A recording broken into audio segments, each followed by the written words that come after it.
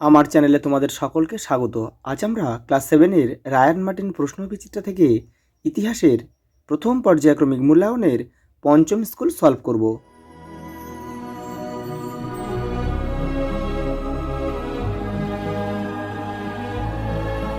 প্রথম প্রশ্ন দেখো, পাল রাজত্বের আদি নিবাস ছিল বরেন্দ্র অঞ্চল। অপশান এ আমাদের উত্তর। পরেরটা দেখো, দাক্ষিণাত্যের রাষ্ট্রকূটরা ছিল, অপশান ডি আমাদের উত্তর হবে, কর্ণাটকের চালুক্য শক্তির অধীনে। পরের প্রশ্ন দেখো, উত্তর ও দক্ষিণ রাঢ়ের মাঝের সীমানা ছিল অজয় নদ। অপশান সি আমাদের উত্তর। পরেরটা দেখো, বখতিয়ার খলজি মারা যান 1206 খ্রিস্টাব্দে। Option C. পাঁচেরটা দেখো, চক্রপাণি দত্ত ছিলেন পাল যুগের বিখ্যাত চিকিৎসা বিজ্ঞানী। ছয়টা, চোল শাসনে রাজ্যকে ভাগ করা হতো কয়েকটি মণ্ডলমে। পরেরটা দেখো, শূন্যস্থান পূরণ রয়েছে। 712 খ্রিস্টাব্দে আরবি মুসলমানরা কার নেতৃত্বে সিন্ধু প্রদেশ অভিযান করেন? মোহাম্মদ বিন কাসেমের নেতৃত্বে।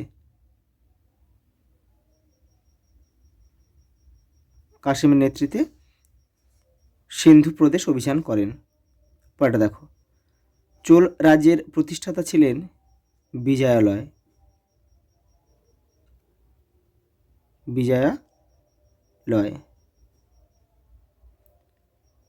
পরেরটা দেখো, পরের প্রশ্ন দেখো, পৃথিবীর সর্ববৃহৎ বৌদ্ধ কেন্দ্র অবস্থিত কোথায়?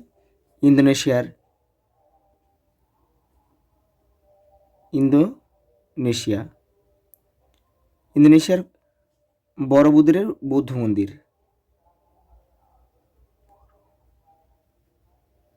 বড়বুদুরের বৌদ্ধ মন্দির।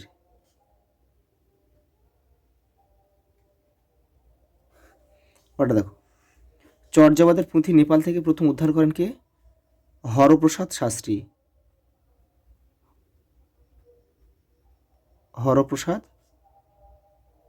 শাস্ত্রী মহাশয় 1907 খ্রিস্টাব্দে, এবং 1916 খ্রিস্টাব্দে কিন্তু সেটা বঙ্গীয় সাহিত্য পরিষদ থেকে কিন্তু গ্রন্থাকারে প্রকাশিত হয়েছিল। পরের প্রশ্ন দেখো, কোন কোন গ্রন্থে শশাঙ্ককে বৌদ্ধ বিদ্বেষী বলা হয়েছে? দেখে নাও, তোমাদের টেক্সটের 12 নম্বর পেজে উত্তরটা রয়েছে। দেখো, এখানে দুটো গ্রন্থ রয়েছে, আর্য মঞ্জুশ্রী মূলকল্প নামক বৌদ্ধ গ্রন্থে এবং সোয়ানজাংয়ের ভ্রমণ বিবরণীতে দেখো তাকে বৌদ্ধ বিদ্বেষী বলা হয়েছে, মানে শশাঙ্ককে। পরের প্রশ্ন দেখো, কে কোথায় বুদ্ধের অবতার হিসেবে পূজিত হন? অতীশ দীপঙ্কর বা শ্রীজ্ঞান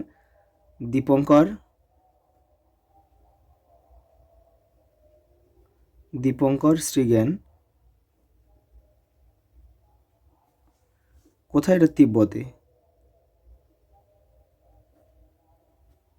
বৌদ্ধের অবতার হিসেবে পূজিত হন। পরেরটা দেখো, তরাইনের দ্বিতীয় যুদ্ধ কবে কাদের মধ্যে হয়েছিল? 1192 খ্রিস্টাব্দে।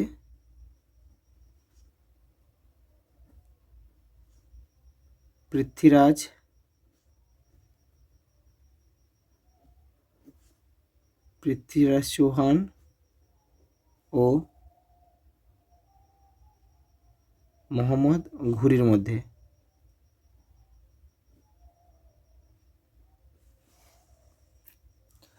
পরেটা দেখো, মান 3 এটা, কৈবর্ত বিদ্রোহ বলতে কি বোঝো? তোমাদের টেক্সটের 15 নম্বর পেজে উত্তরটা রয়েছে, দেখে নাও। এই যে কৈবর্ত বিদ্রোহ, এখান থেকে তোমরা লিখবে, 3-এর মতো করে লিখবে, ছোটো করে লিখবে একটু।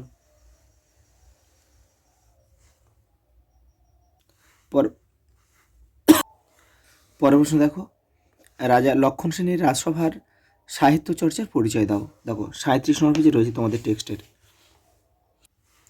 এই দেখো, সেন যুগের লক্ষণ সেনের রাজসভার কবি জয়দেব সবচেয়ে বিখ্যাত সাহিত্যিক। তার গীত গোবিন্দম কাব্যের বিষয় ছিল রাধাকৃষ্ণের প্রেমের কাহিনী। লক্ষণ সেনের রাজসভার আর এক কবি ছিলেন ধয়ী, পবনদূত কাব্য। এ যুগের আর 3জন কবি ছিলেন গোবর্ধন, উমাপতিধর ও শরণ। এই 5জন কবি একসঙ্গে লক্ষণ সেনের আশ্রয় পঞ্চরত্ন ছিলেন। ত্রয়োদশ শতকের গোড়ায় কবি শ্রীধর দাস কর্তৃক সংকলিত সদুক্তি কর্ণামৃত গ্রন্থে বিভিন্ন কবিদের লেখা কবিতা স্থান পেয়েছে। এই পর্যন্ত তোমাদের কিন্তু লিখতে হবে। পরের প্রশ্ন দেখো, টিকা লেখো বাঙালির খাওয়া দাওয়া। দেখো 29 নম্বর পেজে রয়েছে তোমাদের বইয়ের, এই যে এখান থেকে পড়ে তোমরা কিন্তু লিখবে।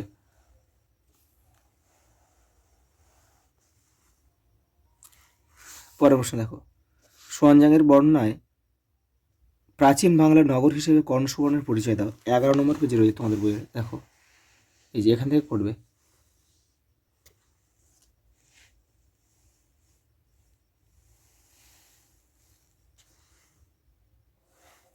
পরের প্রশ্ন দেখো, পাল আমলের বাংলার শিল্প ও স্থাপত্যের কি পরিচয় পাওয়া যায় তা লেখো। দেখো 34 এবং 35 নম্বর পেজে তোমাদের উত্তরটা রয়েছে, এখান থেকে তোমরা করবে। এই যে